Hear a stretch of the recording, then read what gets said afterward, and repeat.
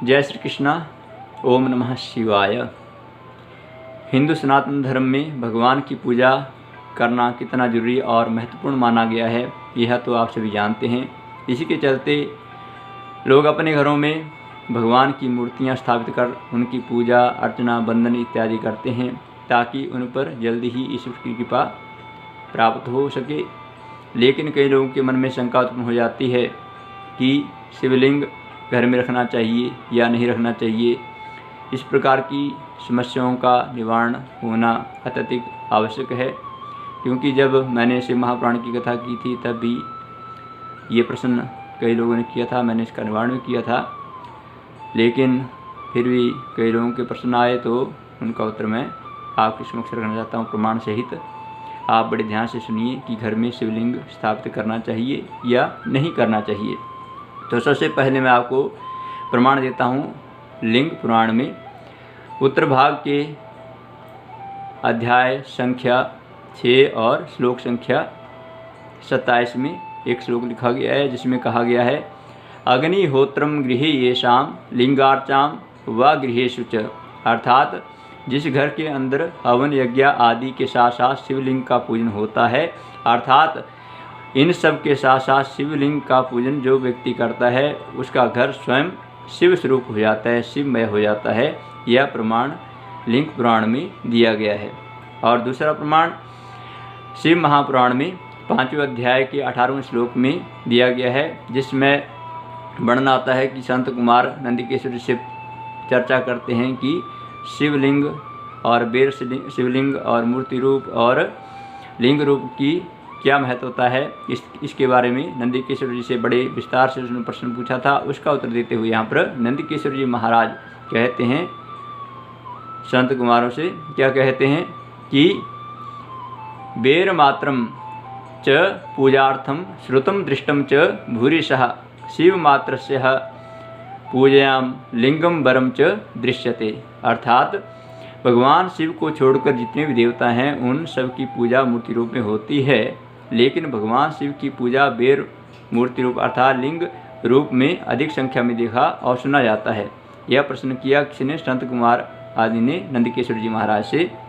तो भगवान शिव की पूजा लिंग और बेर रूप दोनों में होती है, अर्थात भगवान की मूर्ति रूप में पूजा होती है और लिंग रूप में पूजा होती है। अतः आप मुझे बताइए कि इसका क्या विधान है, मुझे विस्तार से बताइए। तो यहाँ पर नंदीश्वर जी महाराज कहते हैं शिव पुराण के अध्याय 5 और श्लोक संख्या 20 में, शिवस्या ब्रह्म रूपत्वा निष्कलम तच्च निष्कलम लिंगम तस्यैव पूजायाम सर्व वेदेषु सम्मतम। अर्थात नंदी जी महाराज कहते हैं कि यह अत्यंत गोपनीय विषय है और यह लिंग साक्षात ब्रह्म का प्रतीक है, तथापि आप भी शिव भक्त हैं, इसलिए इस विषय में भगवान शिव ने जो बताया है उसके मैं आपके समक्ष कहता हूँ कि शिव ब्रह्म स्वरूप हैं, निष्कल हैं, आशा और निराकार हैं। इसलिए उन्हीं की पूजा निष्कल अर्थात निराकार लिंग रूप में उपयोग होती है। यह संपूर्ण वेदों का भी यह मत है, यह प्रमाण दिया उन्होंने शिव पुराण में 5वें अध्याय के 20वें श्लोक में।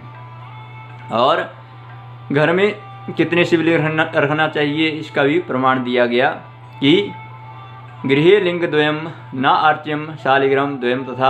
अर्थात कि यह प्रमाणित हो गया कि घर में शिवलिंग रख सकते हैं। अर्थात यहाँ लिखा गृह लिंगम द्वयम न, अर्थात घर में 2 शिवलिंग नहीं रखना चाहिए, 1 शिवलिंग रखना चाहिए। इसका तात्पर्य क्या हुआ कि घर में शिवलिंग का पूजन कर सकते हैं। और अब यह बात आती है कि शिवलिंग तो घर में रख लेंगे, लेकिन उसका आकार कितना हो, उसका प्रमाण क्या है और किस प्रकार से उसका पूजा विधान है। इसलिए इसका प्रमाण शिवलिंग में बिंदेश्वर संहिता में अध्याय 11 और श्लोक संख्या 4 में दिया गया है कि चरे विशिष्यते सूक्ष्मम न्यूनम न अधिकम। अर्थात चर लिंग की स्थापना घर में करनी चाहिए, स्थिर लिंग की स्थापना नहीं करनी चाहिए। आपको ज्ञात होगा कि चर लिंग जो होता है अर्थात चलायमान, इसको आप पूजा कर सकते हैं, उठा के दूसरी थाली में पूजा कर सकते हैं, उसके बाद उसको पुनः वही स्थान पर रख सकते हैं। और स्थिर वो प्रतिष्ठा होती है जहाँ पर एक बार जो स्थापित हो गया, जैसे मंदिरों में हम शिवलिंग स्थापित करते हैं तो एक बार जो स्थापित हो गया वो हो गया, उसको फिर पुनः इधर से उधर हिलाया डुलाया नहीं जा सकता। लेकिन घर में चर प्रतिष्ठा होती है, क्योंकि उसका अभिषेक होता है और अभिषेक के बाद पुनः उसको उस स्थान पर रख दिया जाता है। अर्थात घर में जो शिवलिंग रखा जाता है यह उसकी प्रार्थना जब हम करते हैं तो उसमें जो प्रतिष्ठा करते हैं भगवान की, तो उसकी चर प्रतिष्ठा करते हैं। और अचल प्रतिष्ठा एक बार जब स्थापित हो जाता है तो उसको फिर वहीं रखा जाता है, उसको हिलाया नहीं जाता, जैसा कि मैंने आपको बताया। तो अब प्रश्न होता है कि घर में शिवलिंग कितना बड़ा होना चाहिए, क्योंकि बहुत बड़ा शिवलिंग तो घर में रख नहीं सकते, और बहुत बड़ा जो शिवलिंग है जो है मंदिर में रखा जाता है। इसलिए विंध्येश्वर संहिता में, शिव पुराण की विंध्येश्वर संहिता में 11वें अध्याय में 5वां श्लोक बताया गया है कि कितना आकार शिवलिंग का होना चाहिए। दूसरे कहा कर्तुम एकांगुलम न्यूनम चरे अपि च तथैव ही, अर्थात एक अंगुली के आधार के बराबर या अंगूठे के आधार के बराबर शिवलिंग होना चाहिए। इससे बड़ा शिवलिंग घर में ना रखना चाहिए। छोटे शिवलिंग के आकार का शिवलिंग अवश्य घर में रखना चाहिए। अर्थात अंगुल मात्र, अर्थात जो हमारा अंगूठा है अंगूठे के मात्र शिवलिंग होना चाहिए, और उससे बड़ा शिवलिंग जो है मंदिर में स्थापित किया जाता है। और घर में जब भी शिवलिंग रखें तो विशेष ध्यान इस बात का रखना चाहिए। इसलिए लिंग पुराण में उत्तर भाग में श्लोक संख्या 25 में बताया गया है कि यस्या राष्ट्रे तु लिंगस्य मस्तकम शून्यम लक्षणम, अर्थात जब हम घर में शिवलिंग रखें तो उसको शून्य नहीं रखना चाहिए। अर्थात जब भी घर में शिवलिंग रखें तो शिवलिंग के ऊपर जलधारा लगाएं। जलधारा यदि संभव ना हो तो उसके ऊपर बिल्वपत्र अवश्य रखें। बिल्वपत्र भी यदि नहीं मिलता है तो फूल रखें, फूल भी नहीं मिलते हैं तो अक्षत रखें। चावल, अर्थात चावल भी भगवान के ऊपर रख सकते हैं। फूल तो स्वाभाविक है, हर जगह मिल जाते हैं, फूल तो रख सकते हैं। यदि क्योंकि विदेशों में जो लोग रहते हैं वहाँ पर बिल्वपत्र नहीं होते, जैसे कोई कनाडा में रह रहा है या यूएसए में रह रहा है या यूके में रह रहा है, यूरोपियन देशों में जो व्यक्ति रहते हैं वहाँ पर कभी कभी समय अनुसार आते हैं, शिवरात्रि है तभी बिल्वपत्र मिलेंगे, कई बार नहीं मिल पाते हैं। और यहाँ पर लोगों के पास इतना मंदिर जाने का कई बार समय नहीं होता है, तो उनके लिए यह विशेष बात ध्यान रखने योग्य है कि उनके मन में जब शंका उत्पन्न होती है कि हम शिवलिंग घर में रख सकते हैं या नहीं रख सकते हैं, तो यह प्रमाण दिया गया है शास्त्रों में, हमारे पुराणों में। यदि हो सके आप स्वयं इन पुराणों को पठन करें और तब आपको ज्ञात हो जाएगा कि हम शिवलिंग घर में रख सकते हैं या नहीं रख सकते हैं, उसका क्या विधान है। उसके बारे में आपको बड़े विस्तार से फिर आगे भी बताऊँगा।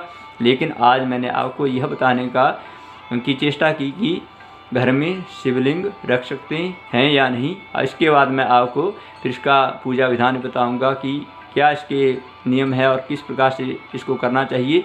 तो आशा है आपको इस बात की अनुभूति होगी कि अब हम घर में शिवलिंग रख सकते हैं। यदि आपको यह वीडियो पसंद आया हो तो आप इसे शेयर करें, लाइक करें और सब्सक्राइब अवश्य करें, ताकि मैं आपको और अन्य जानकारी दे सकूं। हरिओम नमः शिवाय। हरिओम तत्सत।